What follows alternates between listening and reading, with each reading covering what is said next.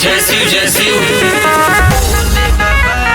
हर हर महादेव। बोला बोला शंकर भगवान की जय।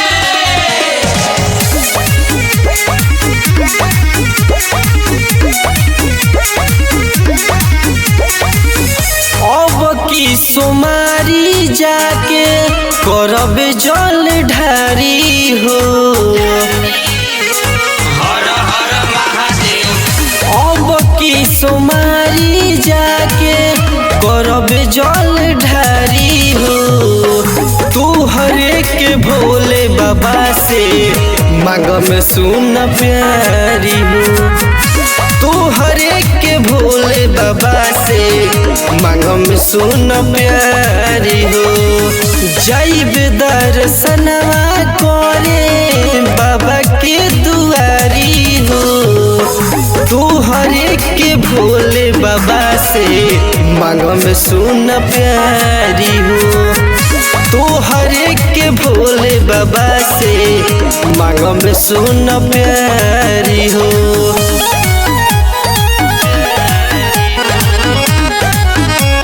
हर हर महादेव।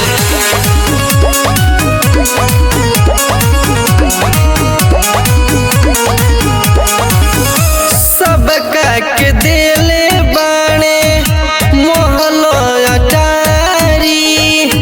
सुनी है अरज मोरा हे त्रिपुरारी। भोले बाबा सपना पूरई है हो। सातो जन्म में तो हो से मिलई है हो। उहे रचयिता बाणे सृष्टि के सारी हो। तू हरे के भोले बाबा से मांग में सुन प्यारी हो। तू हरे के भोले बाबा से मांग में सुन प्यारी हो। बोला बोला शंकर भगवान की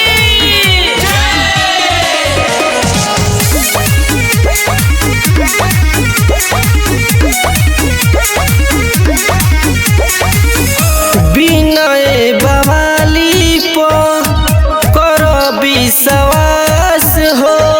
सारा पुरई है दिल के लागल बाबे आस हो।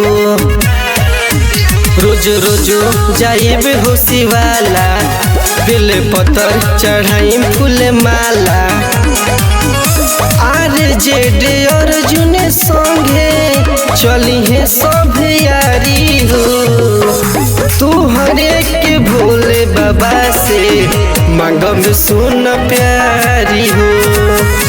तू हरे के भोले बाबा से मांग में सुन प्यारी हो।